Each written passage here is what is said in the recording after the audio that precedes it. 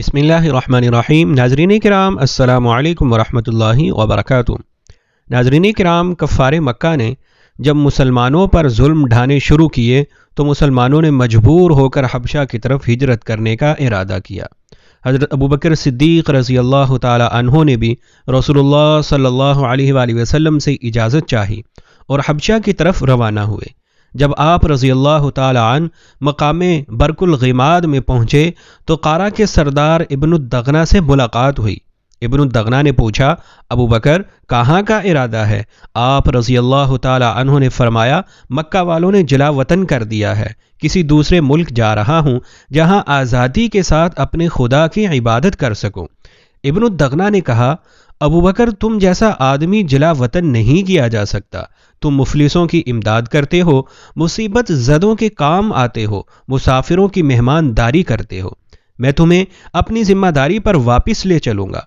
हज़रत अबू बकर रज़ी अल्लाह ताला अन्हु वापस चले आए और इब्नुद्दगना ने ऐलान कर दिया कि अबू बकर मेरी पनाह में हैं, इन्हें कोई न सताए। काफिरों ने कहा, हम अबू बकर से कुछ न कहेंगे मगर उनसे ये कह दो कि वो खामोशी के साथ इबादत कर लिया करें। कुछ दिन तक तो हज़रत अबू बकर रज़ी अल्लाह ताला अन्हु ने इस शर्त पर अमल किया, मगर फिर उनकी आज़ाद तबीयत ऐलान हक पर इस पाबंदी को गवारा न कर सकी। चुनाचे उन्होंने खुलम खुला तबलीगी फ़राइज़ अदा करने शुरू कर दिए। जब इब्नुद्दगना ने शिकायत की तो साफ कह दिया कि मुझे तुम्हारी पनाह की ज़रूरत नहीं है, मेरे लिए अल्लाह की पनाह काफ़ी है। जब मक्का के काफिरों ने इस्लाम की रोशनी को कबूल करने से इनकार ही नहीं किया बल्कि उस रोशनी को बुझाने का पक्का इरादा कर लिया तो रसूलुल्लाह सल्लल्लाहु अलैहि वसल्लम ने खुदावंदी इरशाद के मुताबिक मदीना मुनव्वरा का आज़म फरमाया। दोपहर के वक्त चिलचिलाती धूप में आपने अपने रफ़ीक़ो गमगुसार का दरवाज़ा खटखटाया और अपने इस इरादा का इजहार फरमाया तो हज़रत अबू बकर रज़ी अल्लाह ताला अन्हु ने अर्ज़ किया, या रसूलुल्लाह सल्लल्लाहु अलैहि वसल्लम क्या मुझे भी साथ चलने की इजाज़त है? हुज़ूर सल्लल्लाहु अलैहि वसल्लम ने फरमाया, हाँ तैयार हो जाओ।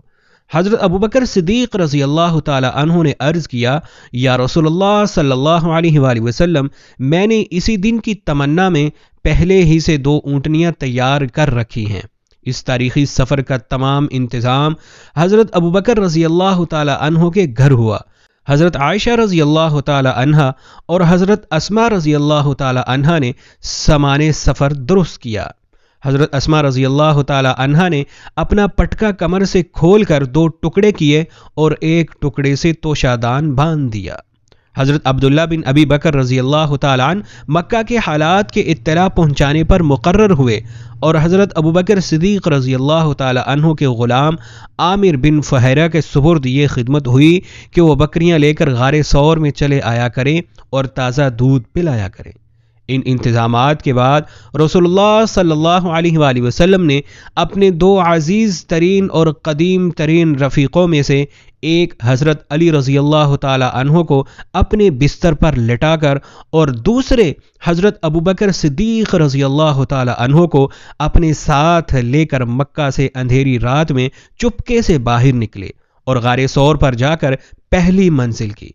जब काफिरों को मालूम हुआ कि उनकी साजिश नाकाम रही है तो झुंझला उठे और आप सल्लल्लाहु अलैहि वसल्लम की तलाश में चारों तरफ आदमी दौड़ाए। कुछ लोग तलाश करते करते ऐन गार के मुंह पर पहुंच गए।